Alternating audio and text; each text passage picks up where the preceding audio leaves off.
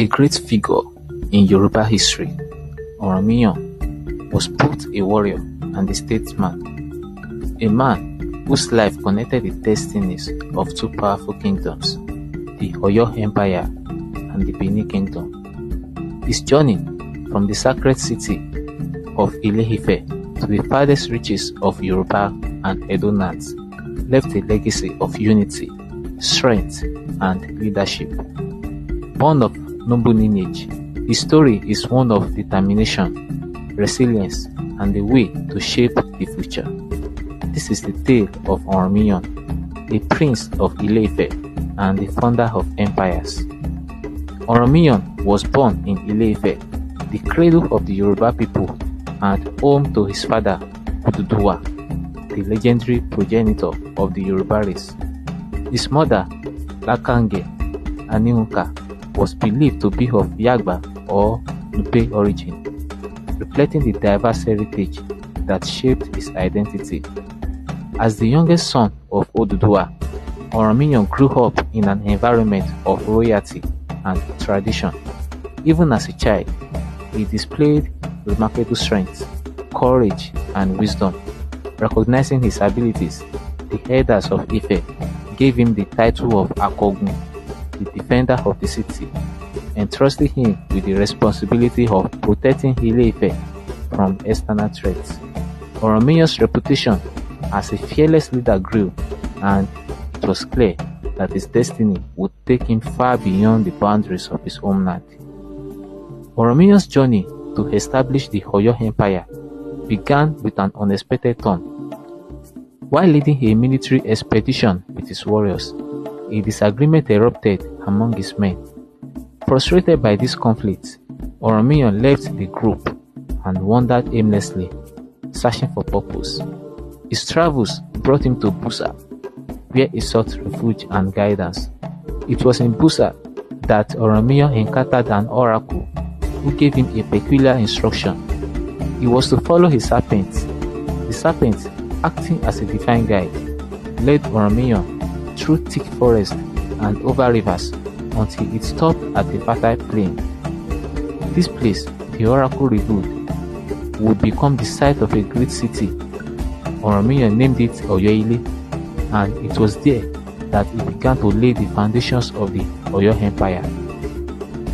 Oranmiyan became the first Alaafin of Oyo around 1300 CE. He introduced governance systems, organized the people, and established a strong military to defend the new kingdom. Under his leadership, Oyo-Ile flourished, and the seeds of what would become one of the most powerful empires in West Africa were planted. Having secured the foundations of Oyo, Oranmiyan's fame as a leader and unifier spread far and wide. Word reached him of a kingdom to the southeast, the kingdom of Igodomigodo, present-day Benin, which was in turmoil.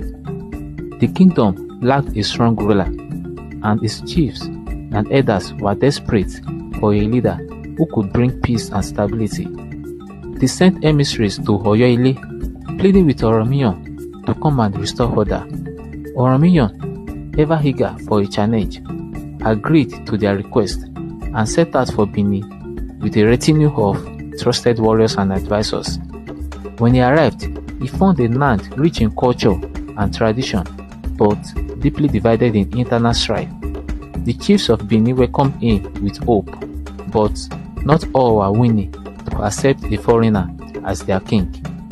Oranmiyan's early days in Benin were filled with challenges. The cultural differences between his Yoruba heritage and the traditions of the Benin people created tension. The chiefs resisted many of his reforms, and the disagreements became so intense that Oranmiyan, in frustration, referred to the land as Ile-Ibinu, meaning land of precision. Over time, this name evolved into Benin, the name by which the kingdom is known today. Despite the challenges, Oranmiyan's time in Benin was not without success. He fathered the son, Eweka, with a woman of the Benin royal family. Before departing Benin, Oranmiyan ensured that his son would inherit the throne, thus establishing a new dynasty. Erika became the first Oba of Benin, and through him, Oranmiyan's legacy continued to shape the kingdom for generations. Having laid the foundation for stability in Benin, Oranmiyan returned to Oyo, where his heart and destiny truly lay. Back in Oyo, Oranmiyan dedicated his later years to strengthening the kingdom he had founded. He continued to expand his influence, teaching the people the values of unity, resilience, and leadership. The centralized governance system he established became the backbone of the Oyo Empire's success, enabling it to grow into a formidable power in West Africa. Oranmiyan's achievements in both Oyo and Benin cemented his place as one of the most influential figures in Yoruba and West African history. His efforts not only created two great kingdoms, but also fostered a connection between the Yoruba and Edo peoples that endures to this day. As Oranmiyan's life came to an end, the people sought to honor his extraordinary legacy.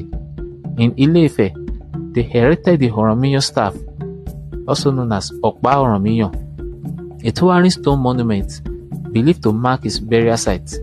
The staff, standing tall and adorned with intricate carvings, serves as a symbol of his strength, leadership, and the unbreakable bond he forged between Oyo and Benin. To this day, the Oranmiyan staff remains a sacred site, attracting visitors and devotees who seek to connect with the spirit of the legendary founder. Oranmiyan's story is more than the tale of a warrior or a king. It is the story of a man who bridged cultures, founded empires, and left an indelible mark on history. Through his leadership, the Oyo Empire became a beacon of Yoruba civilization, while the Benin Kingdom rose to a prominence under the dynasty he established. His legacy lives on in the hearts of the Yoruba and Edo people, reminding us of the power of vision, courage, and determination.